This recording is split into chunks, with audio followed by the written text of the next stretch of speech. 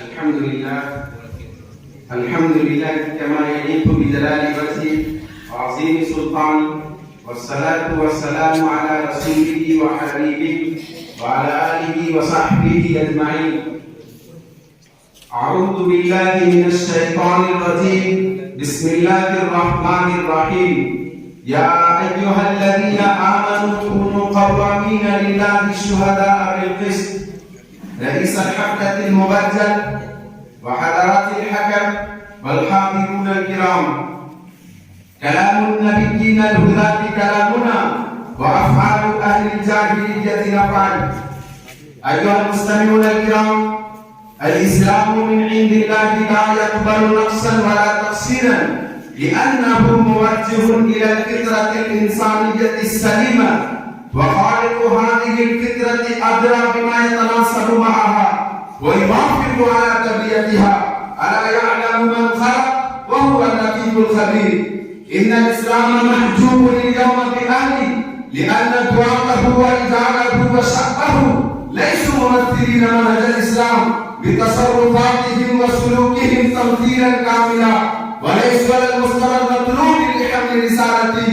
ألا إن المسلمين الأوائل كانوا هم يمثلون الإسلام في معاملاتهم وأخلاقهم وسلوكهم، فدخل الناس في دين الله أفواجا، وملايين من المسلمين اليوم يدعون الناس إلى الإسلام فلا يستجيب لهم أحد. إن منابرهم مزخرفة، وإن ملابسهم مزينة، وإن وجوههم ناظرة، وإن أسباب حياتهم عالية، ولكنهم سواء في تمثيلهم للإسلام. وكان منبر الرسول صلى الله عليه وسلم مصنوعا من الخشب من 3 درجات، فنادى فلبت نداءه الدنيا بأسرها، فلماذا هذا التغير يا ترى؟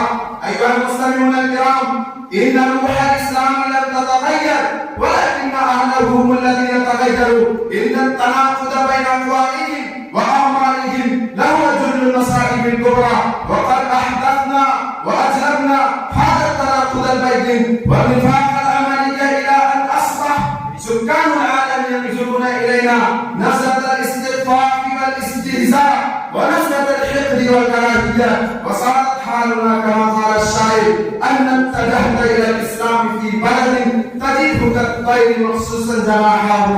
إن الدعوة إلى الإسلام الكامل تتطلب رجالا تنعكس فيهم روح الإسلام وتتمثل فيهم أخلاق الإسلام.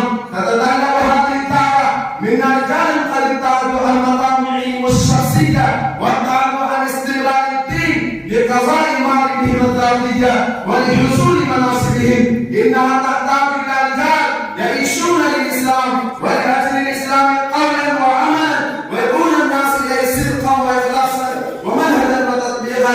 اعلموا أيها الإخوان، إن الإنسان جسم وروح وهو قلب وعقل وعواطف وجوارح، لا يسأل ولا يفلح ولا يبقى رقيا متزنا عادلا حتى تنمو في هذه القوى كلها نموا متناسبا لائقا بها ويتقدم إلى صالحا. ولا يمكن أن توجد المدنية الصالحة البتة إلا إذا صار وسط ديني خلقي عقلي جسدي يمكن فيه الإنسان بسهولة أن يبلغ كماله الإنسانية. وقد أثبتت التجربة أنه لا يكون ذلك إلا إذا كانت قيادة الحياة وإرادة الضفة المدنية بيد الذين يؤمنون بالروح والمادة. يمتاز أصحاب النبي صلى الله عليه وسلم بأنهم كانوا جامعين بين الديانة والأخلاق والقوة والسياسة، وكانت تتمثل فيهم الإنسانية بجميع نواحيها وشعبها ومحاسنها المتفرقة في قادة العالم.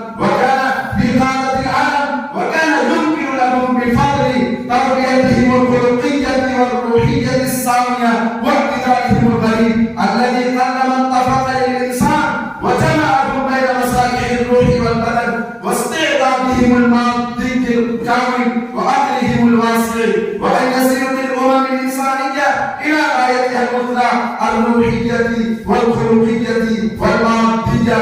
يا أصحاب حقيقة العلم والدين، إن هذا العلم من أتباع محمد صلى الله عليه وسلم